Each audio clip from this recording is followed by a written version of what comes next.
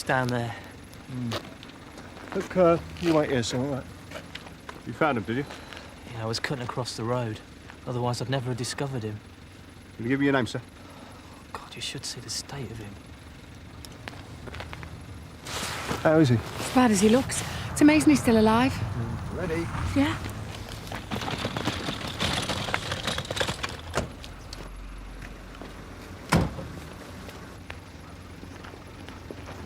Right. Stabbing, is it? Looks like it. Right, Jim, when you go back with the ambulance to the hospital. Sure. So, have a look and see if we can find anything resembling evidence.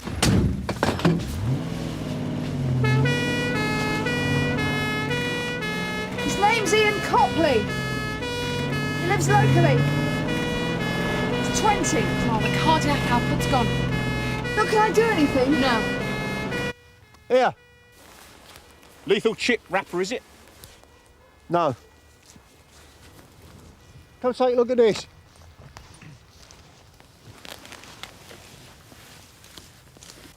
Not the sort of thing you'd want someone sticking between your ribs, is it? Talking PC Ackland? Yes. I'm afraid there wasn't anything we could do. I've certified him as brought in dead at 6:45 a.m. And the cause of death? Looks like a knife wound. The post-mortem may throw up something else, but I'd be surprised. He's lost a lot of blood. Looks like he's been lying there for some time. Now, how long do you reckon? 3-4 hours? Right, so that means that at about 3 o'clock this morning, somebody stabbed him and left him to bleed to death. OK, yeah, I understand. Thanks. Well, it looks like Amit won't be here till later today. Wouldn't take your coat off, Joe. I want you to go and pick the boy's mother up and look after her while she IDs the body. Is there not going to be a briefing? Well, you know as much about it as I do at the moment. Whatever happens, I'll get somebody to fill you in later, OK? OK, Gov. Thank you, Joe. Oh, sir, this is the knife I found near the path on Canley Fields. We did a pretty thorough search. You mean you walked all over the scene? That's a good start. Hello? Mrs. Copley? Yes. I'm DS Morgan from Sun Hill. You got some identification? Well, that's my warrant card. I'll have to take your word for it. I'm sorry, I didn't realise you were... But I'm blind. I'm used to it. People don't think. You can check by phoning Sun Hill Police Station. I'll give you their number. Why don't you tell me what it is that you want? It's about your son, Ian. He's away. For the weekend. I'm afraid I may have some bad news for you. Could I come in?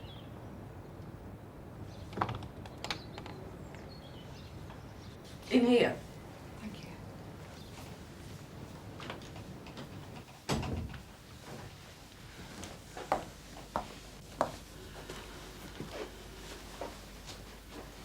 Would you like to sit down? Earlier this morning, a young man, aged about 20, was found on Canley Fields. He'd been stabbed. He was wearing a brown leather jacket, and in the pocket of the jacket we found a wallet belonging to Ian Copley. I'm afraid to say that he died in the ambulance on the way to hospital. Now, the thing is, we can't be certain that it is Ian until we can get somebody to identify him. I will. Is there not somebody else who can go with you? His father, perhaps? No, his father's dead. There isn't anyone else. Do you have a recent photograph of Ian? Over there, by his trophies, it should be. The photograph of the fisherman? Could I borrow this? He went fishing yesterday. He was supposed to be in Clacton until this evening. The thing is, Mrs. Copley, I don't know whether the coroner will accept identification by a blind person. So I want to see him. I understand. You don't understand. Nothing to report on Canley Fields. What about the surrounding area? Well, the Cadwin received 5 calls overnight complaining of a party in Drummond Street. Now, look, Drummond Street here, and as you can see, it's not very far away from where the lad was found. Tom Appleby was in the van, and he went round there about 3:30 in the morning. What was the problem? Well, there were just complaints from the neighbours about the noise. Tom spoke to Mr. Frampton, asked him to turn it down, he did, then there were no more complaints. Tom also went round about 5 o'clock. There were still people there, but all was quiet. Well, can you get over there? Because if there were guests wandering around in the early hours of the morning, it could be useful. If you wouldn't mind waiting here for a moment, I'll just go and check that we can go in. I've spent far too much time in this hospital. I always think it can't get any worse. Well, we'll get the identification over as quickly as we can. I don't understand what Ian was doing in Sunhill. He said he'd be staying down there. He knows I worry, so he always tells me where he'll be. Well, I'm sure there's some explanation. You can come through now. It's just down there on the left. Are you ready? Yes.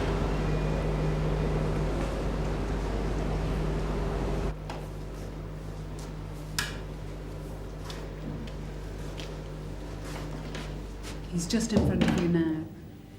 If you could tell us if it is Ian, Mrs. Copley. Could you show me where his face is? Here.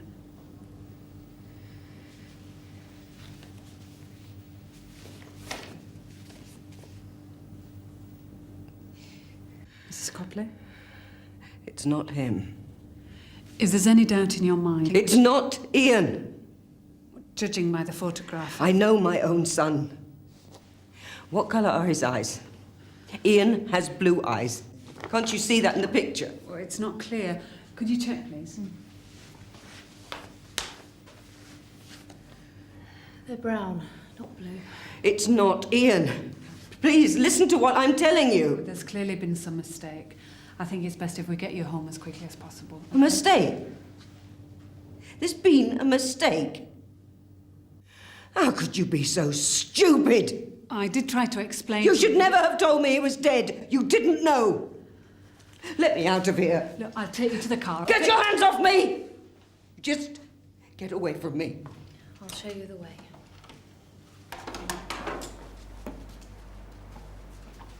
I don't usually sleep very well, but last night it was terrible. Loud music, cars starting, door slamming. I was awake most of the night. Someone down the road said he thought he had some shouting around 3 o'clock. There were some boys. 4 or 5 of them making a lot of noise. And I was going to tell them to shut up, but they were all drunk, chasing after someone. Did you see who they were chasing? Another man. Well, can you describe any of them? No, they were all young. White. Yubbos like you see round here all the time.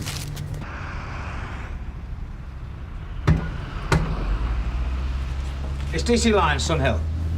Please. Yeah, it's about the party. Are you the householder? I suppose so. It was my party.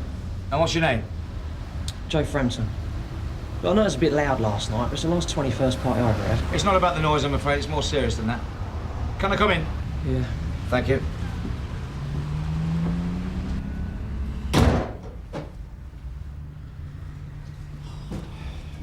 A lot of people here last night. Yeah, it got totally out of hand. Must have been about 200. I've never seen half of them before. Do you know someone called Ian Copley? Nah, never heard of him. What's this all about? Well, a lad aged about 20 was found stabbed early this morning on the common. We think he was here at this party. But there wasn't any trouble here. It was just people having a good time. Yeah, but things always look a bit different the morning after, don't they? Is the cab here? Not yet. It's Joe Morgan.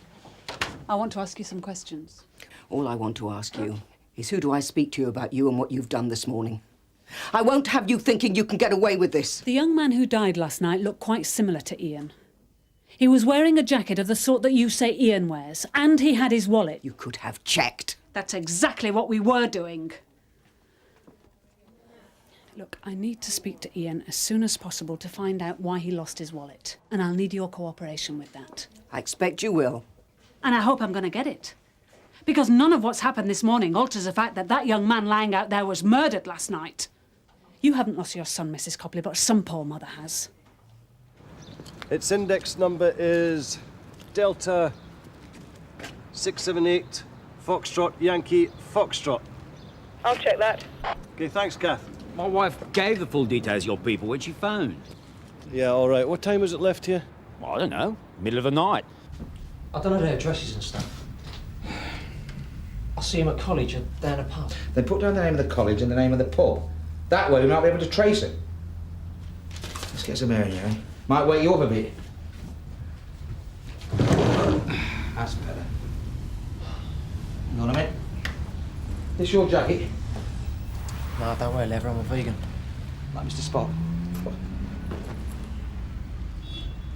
Peter Lane, do you know him? Yeah, he's at college. Was he here last night? Well, he must have been if he's left his jacket. DC Woods from Sierra Oscar. Receiving? That PNC check you were after, Alan. The car's not shown lost or stolen. So it was just stupidly parked. Go on, Kathy. Registered keeper shown as a Peter Matthew Lane. His father said he didn't come home last night. He's very worried about him. He's not done that before. So the dead man could be Peter Lane? Yeah. You'll get his father over to St Hughes. If we take many more down there, they're going to start charging admission. Joe, any near a finding Ian Copley? No, he went to Clacton yesterday morning. He was due to go out on a boat at 9 this morning. We'll see if you can find a way of getting him back. Otherwise, we're going to be sitting around here like lemons till he shows. Yeah, that jacket Tosh brought in. I don't know if it's significant, but it's very similar to the one the victim was wearing. Well, you're just going to have to add that to the list of all the other things we won't know till we find Ian Copley. Hello, Teresa. It's Joe Morgan from Sun Hill. I've got DC Woods with me. Morning. Can't get rid of you, can I? I've tried all the numbers you gave me, but I still haven't been able to find out where Ian is. He's in his bedroom. I did ask you to phone. Can I come in, please, and talk to him? Why bother asking? You're going to, whatever I say.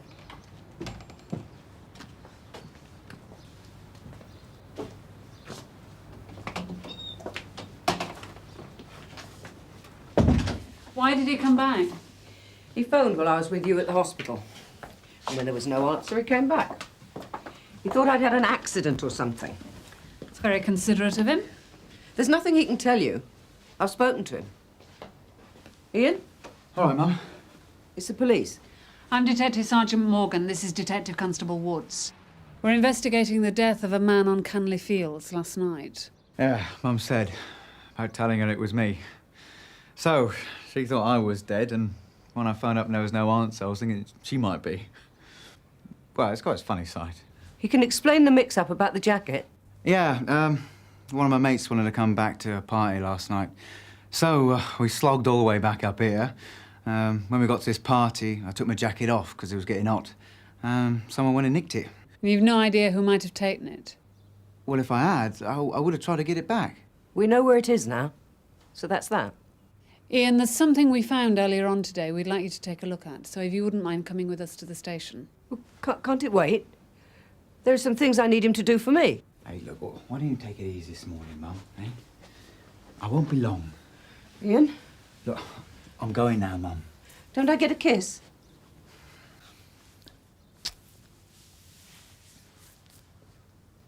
Are you sure she'll be all right? Yeah, she'll be.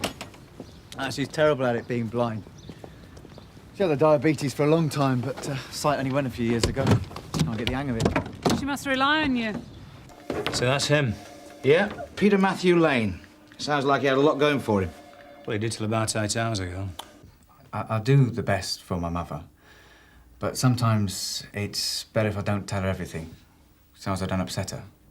Are you saying you never went on this fishing trip? I told her I was going to spend a weekend down in Clacton, but I'd fixed to go to this party in Sunhill with my girlfriend last night. This guy, Joe Frampton, is 21st. Who's your girlfriend? She's called Louise Abbott. My mother doesn't like her. I mean, really, doesn't like her. So, if I want to spend the night at her place, sometimes I've got to be a bit devious. So you spent the night with her? Well, it was that or kipping with 4 blokes in the back of a transit parked on Clacton seafront. How long were you at this party for? We got there about, after the pub had closed, about 11:30. Stayed till about 3, something like that. What you told us about losing your jacket, is that true? Yeah. Yeah, I took it off, put it down on a chair. I tried to find it when we were leaving, but it had gone. You see, when we searched Frampton's house this morning, we found a jacket identical to yours down the side of a chair, but you never found it. No. Like, it was packed with people in there. Look, I was sick about losing it. So what did you do after you left Frampton's? Went back to Louise's flat and stayed there till about 8:30 this morning. Ian, a young man about your age, someone who was at the party, was stabbed on the common last night. He was wearing your jacket. Do you know anything about this? No. Do you have a knife, Ian? I've got 2 or 3 I use when I go fishing. Do you recognise this knife? I'm not sure. It's a pretty distinctive knife. You surely know whether you've seen it before or not. I've got one like that. I'm not sure if it's that one. Do you know where yours is? He must have been in my jacket when it got nicked. Why is that? It's not the sort of thing you need at a party. Well, I had it in the pocket. There's no particular reason. Ian, I'm going to have to ask you to wait here until we make further inquiries. I ought to get back to my mother. Well, you can give her a ring. Now, she'll worry. Yeah, well, she would have been on her own anyway if you'd gone fishing today. Yeah, I wish I had. Sorry, I live upstairs. Louise Abbott. Yes? DCI Meadows, DC Lines, Sun Hill. We'd like to talk to you about Ian Copley. What if he's covering for one of his mates? Well, we won't know that until we can trace them. Yeah, but if he has done it, don't you think he'd have gone off fishing today, put a bit of distance between him and us? Well, I'm more interested in something he did do. He says he left the party at about 3 o'clock with Louise Abbott. Now, they go back to her place, and presumably it's not just for the Horlicks. But within 4 hours of getting to her flat, he's on the phone to his mother. Ian does everything for her. Housework, cooking, everything. Sometimes he's got to have a life of his own. That's partly why he got into fishing. It's an excuse to be away from her. So you don't get on with Mrs. Copley? I know it's not very kind, but it's almost like she's jealous of me. I don't know, it's something that me, Ian and her are going to have to work out. What was Ian wearing at the party last night? Oh, he come straight from fishing. He still had his old blue jersey on and his leather jacket. Did he take his jacket off? Louise, phone for you. Tosh, can you get that? Say she'll call back. Yeah.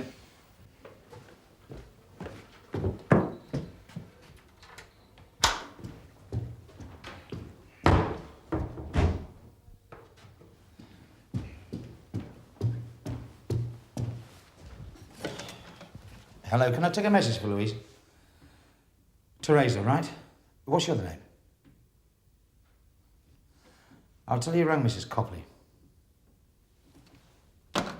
This is a murder inquiry, Louise, so it's very important you tell us exactly what happened. Yes, I realise that. Right. That was Teresa Copley on the phone. You don't seem too surprised. I'm not. Oh, this is such a mess. What is? She phoned before, and it's like it always is with her. She made me feel so guilty. She said that if I was serious about Ian, then I knew it was stupid. What was? She told me to lie to you, to tell you that Ian came back here with me last night. She said I owed it to him. And you went along with that? I didn't know someone had died. I should have told you the truth anyway, because I know Ian wouldn't hurt anyone. And you're not a very convincing liar. What happened last night? It was partly my fault. We were at this party, and I saw this boy leaving wearing Ian's jacket, so I told him to do something about it. I mean, it would be just like him to let it go. Anything for the quiet life. He'd let the boy walk out the door wearing his new jacket. And what did Ian do? He went out after him. And I told the others, his mates, to make sure Ian got the jacket back. So they all went. So the 4 of them followed this man who was wearing Ian's jacket? Yeah. And what happened then? I don't know. They never came back. I waited nearly an hour, but I thought Ian must have bottled out and let the guy walk off. Ian isn't a wimp. It's just that sometimes... Anyway, he didn't come back. So I got a minicab and came home. And what did Teresa Copley say when she phoned? She said there'd been an accident and that Ian could get into trouble. She told me to say that he'd been here with me. You've done the right thing in telling us. Have I?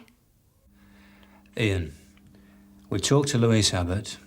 She says you left her at the party and didn't return. That was after you and your friends followed Peter Lane out of the house. What's his name? Peter Lane. I didn't know. You followed Peter to the common. You had your knife. Martin Jason stopped him. He laughed at me.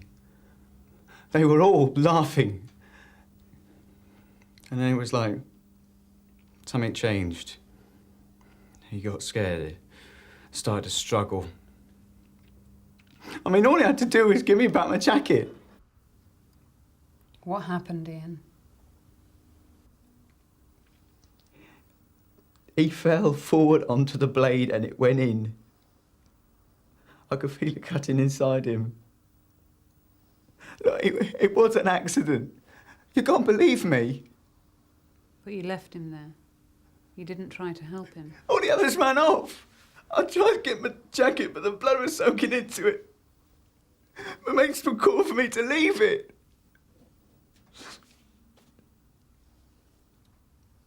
I'm sorry, I really am. Is there anything I can do? Can I write to his family or something? If you thought it was an accident, why didn't you tell us all this before? Look, I've told you what happened. Can't we just leave it there? Mrs. Copley! Let's try around the back.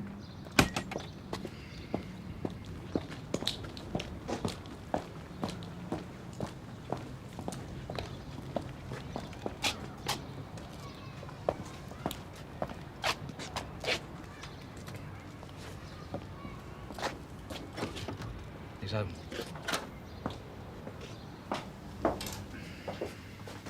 Someone's been doing the washing. Check it out, will you? Okay.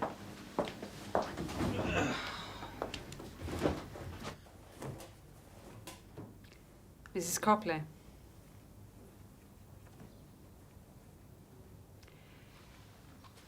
It's D.S. Morgan. Ian phoned me. He told me what you'd done. If he goes to prison, I can't cope without him. Is there someone we can get to come in? I mean, I'll kill myself. I've got enough insulin. I found these in the machine. What's that man doing? This is DC Lines. I found a blue jumper and a pair of jeans. Did Ian wash them this morning? Ian was dead, and then he came back, and now you've taken him away again. Don't ask me about blue jumpers.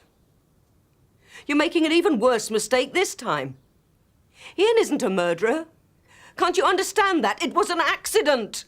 Well, from what Ian's told us, it looks like it might have been. When he came back, he was crying like he did when he was a kid. Because of the cold. Because of what he'd done. He decided that he'd tell the police, but he came to tell me first. Why did he change his mind? For me. He wouldn't leave me. I had to help him. I could feel there was still blood on the jumper. Mrs. Copley, if you've deliberately obstructed our inquiries, you've broken the law. And I should warn you that you do not have to say anything unless you wish to do so, but what you say may be given in evidence. That photograph of Ian you took to the hospital this morning, you didn't bring it back. It's in our incident room. People say it's very good of Ian. Well, I'll let you have it back as soon as possible. You go and get it now. You're not having that. Not that as well.